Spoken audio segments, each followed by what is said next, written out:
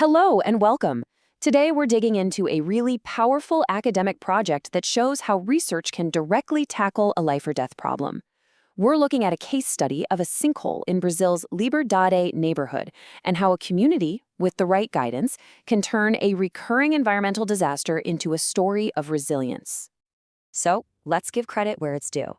This is an intervention project by Fernanda Natalia Gonçalves, with guidance from her advisor, Leandro Ribeiro da Silva. And it's important to know where this comes from. It's part of a postgraduate specialization in public management in civil protection and defense from the Federal University of Juiz de Fora. This work really showcases the university's commitment to training professionals who can make a real difference out in the world. And hey, before we get into the details, if you think this kind of analysis is important, please take a moment to follow our channel, give this a like, and share it. It honestly makes a huge difference in helping us spread this kind of crucial information. All right, so here's our roadmap for today. First, we'll introduce the project itself. Then, we're going to get to the heart of the problem, the disaster that struck the Liberdade neighborhood. After that, we'll explore the really smart community-based solution they came up with, look at how it's being put into action, and finally, talk about the kind of lasting legacy this work is expected to have. Okay, let's start with the project itself. This is just a fantastic example of how academic work isn't just theory. It can provide a blueprint for building a society that's stronger and much more resilient to shocks. Now, to really get why the solution is so clever, you have to understand the problem. So let's take a look at the crisis, both for the people and the environment, that was unfolding in the Liberdade neighborhood. You know, the trouble really began with homes being built where they shouldn't have been.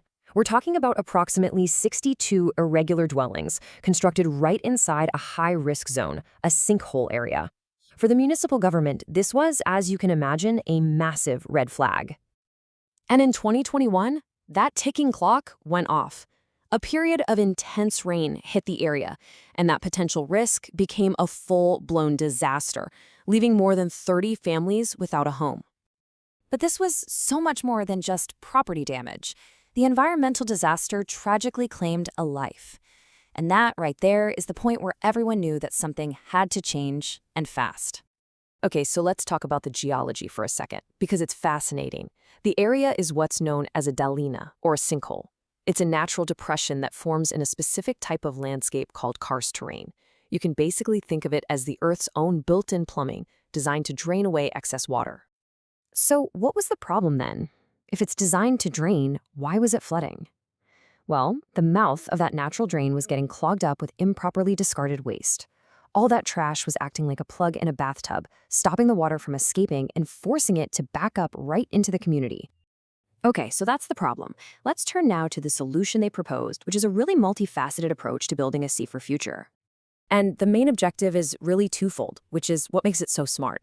On one hand, yes, it's about controlling the physical risks, the erosion and the flooding. But just as important, it's about strengthening the resilience of the community itself. It's about empowering people. So how do they plan to do that? Well, it's broken down into 5 clear steps. 1. Fence the area to control who goes in and, crucially, to stop illegal waste dumping. 2. Isolate the zone to prevent other risky activities. 3. Plant what's called a filtering garden to help the soil absorb water more effectively. 4, and this is the big one, actively engage the community with workshops. And finally, 5, help them establish their own local civil protection group. This slide just lays it out perfectly. It's the before and after. They want to take the current situation on the left, waste, flood risk, a degraded environment, and transform it into the vision on the right, a place of safety, preservation, and a truly resilient community. Of course, having a great vision is one thing. You need a solid plan to get there. So let's look at the methodology, the step-by-step plan for making this happen. The whole thing is mapped out over a 12-month timeline, and you can see the logic here. The first 2 months are all about planning and getting partners on board. Then, in month 3, the physical work starts. But notice that the community conversations begin at the exact same time. This isn't an afterthought, it's woven in from the start to make sure the project lasts. And when we say community engagement, it's not just a buzzword. Look at this toolbox they're using. We're talking pamphlets, workshops, expert talks, a dedicated WhatsApp group for real-time communication, and even recreational activities. It's all about building trust and making sure everyone feels a sense of ownership. So after all that work, what does success look like? Let's get into the final part, the expected results and the lasting legacy of this incredible project. First and foremost, the most important result is a practical one. By clearing out that blockage and putting these new systems in place, they expect to see up to a 90% reduction in flooding events. That is absolutely life-changing for the people who live there. And this quote from the author, Fernanda Gonçalves, really gets to the core of it all. Making the population embrace the project is the cornerstone for achieving the results. It's not the fence or the garden that guarantees success, it's the people. Their buy-in is everything. So, beyond the immediate safety improvements, the true legacy here is a cultural one. The goal is to create a lasting culture of resilience and environmental responsibility, so the community itself can sustain these benefits long after the 12-month project is over.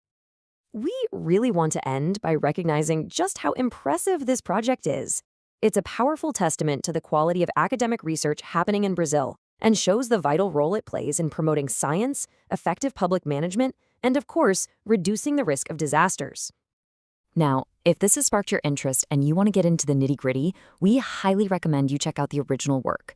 We put a link to the complete, faithful version of the research paper right there in the description for you. And just a quick final note, this presentation you've just seen is an automated summary of that academic work, and it was generated with support from artificial intelligence. As with any summary, it might contain some simplifications. Thanks so much for joining us.